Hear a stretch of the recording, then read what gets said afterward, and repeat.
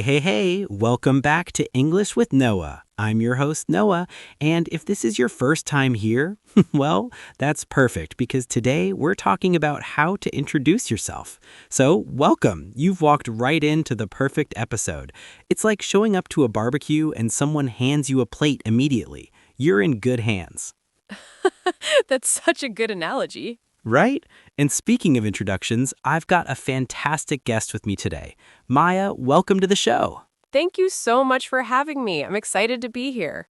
So, Maya, before we dive in, I have to ask, when was the last time you had to introduce yourself to someone and it was just awkward? Oh my gosh, literally last week. I was at a networking event and I walked up to this group of people, right? And I was like, "Hi, I'm Maya." And then nothing. My brain just went blank. Just, hi, I'm Maya, and then silence? Complete silence. I just stood there smiling like a weirdo. And they were all staring at me, waiting for me to say more. And I'm like, nice weather we're having. Nice weather at an indoor event? It was indoors. I panicked. See, this is why we're doing this episode, because introductions, they seem simple, but they can be terrifying. You've got maybe 10 seconds to make a good impression, and your brain is like, actually, I'm going to take a coffee break right now.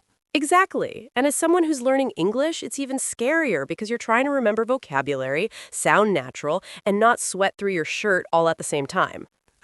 Right. So today we're going to break it down. We're going to make introductions easy, fun, and most importantly, less sweaty. All right. Let's start with the basics. When you introduce yourself in English, there's kind of a formula. It's like a recipe. You need the essential ingredients, and then you can add your own flavor. Maya, what do you think is the first thing people usually say? Well, your name, obviously, like, "Hi, I'm Maya," or "My name is Maya." Boom. Yes. Simple, clean. Hi, I'm Noah. My name is Noah. Now, here's a little tip. I'm is more casual, more friendly. My name is a bit more formal. So if you're at a party, you'd say, hey, I'm Noah. But if you're in a job interview, you might say, good morning, my name is Noah. Ooh, I like that distinction. Right? It's all about reading the room. Now, after the name, what comes next? Where you're from, maybe? Exactly. I'm from, this is a big one. I'm from Sri Lanka. I'm from Brazil. I'm from a small town you've definitely never heard of. That last one is so relatable. Right? And if someone asks, where are you from, you can keep it simple or get more specific. Like, I'm from Los Angeles, or I'm originally from Kenya, but I live in London now. What if you're not sure how to describe where you live? Great question. You can say, I'm based in. That's a cool phrase, based in. It means that's where you're currently living or working. So, I'm based in Tokyo, or I'm currently based in Dubai. It sounds professional, but also relaxed. I love that, based in. It sounds like you're important. Exactly. It sounds like you have a headquarters, like you're running an empire from your living room. All right, after the name and location, people usually want to know what you do.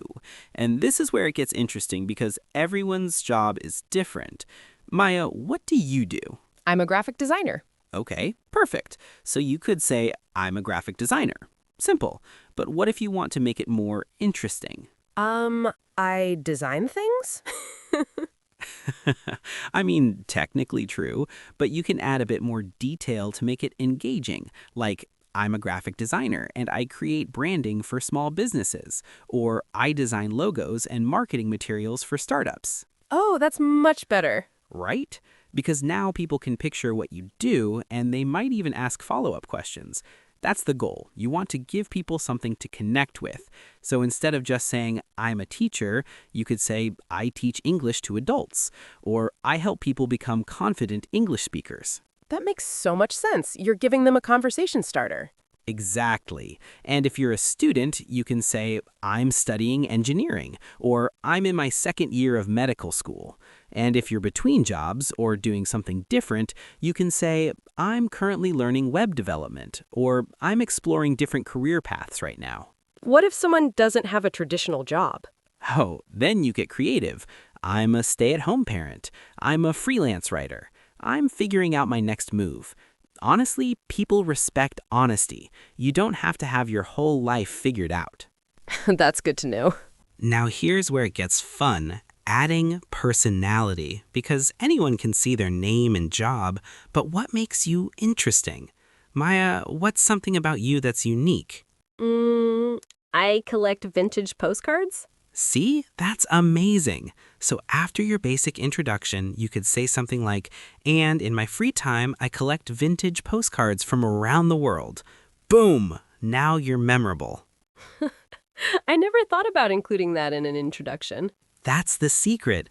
People remember stories and details. So you can add things like, I'm a huge coffee nerd. I've tried over 50 different brewing methods. I'm learning to play the ukulele badly. I've lived in 3 different countries.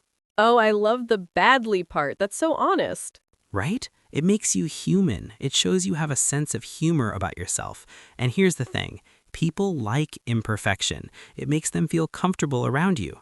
So it's okay to not sound perfect when you're introducing yourself? Absolutely. In fact, being too perfect can be off-putting. If someone walks up and delivers this rehearsed, robotic introduction, it feels weird.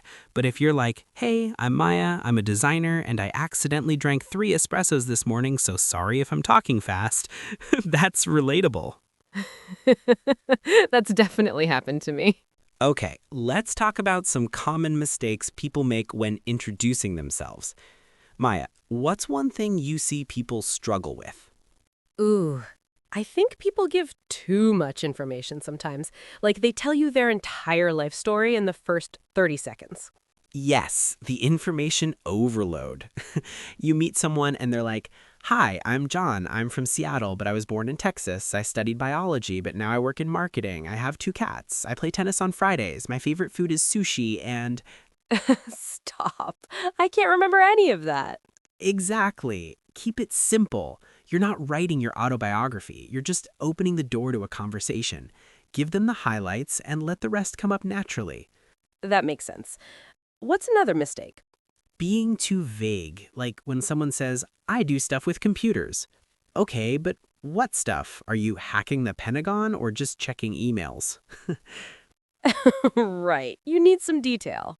Exactly. Find the balance. Not too much, not too little, just enough to be clear and interesting. All right, Maya, let's do a quick practice. I'm going to be a stranger at a party, and you're going to introduce yourself to me. Ready? Okay, here goes. Hey there, I don't think we've met. Hi, I'm Maya. I'm a graphic designer based in Portland. Nice. What kind of design do you do? I mostly work with small businesses, helping them create branding and marketing materials. And in my free time, I collect vintage postcards. Yes, perfect. You hit all the marks. Name, location, job with detail, and a fun fact. That wasn't so bad. See? And that's the key. Practice. The more you do it, the more natural it becomes. You can practice in the mirror, with friends, or even with your cat. Your cat won't judge you. My cat judges me for everything, but I'll try. All right, my friends, let's wrap this up. Remember, introducing yourself doesn't have to be scary.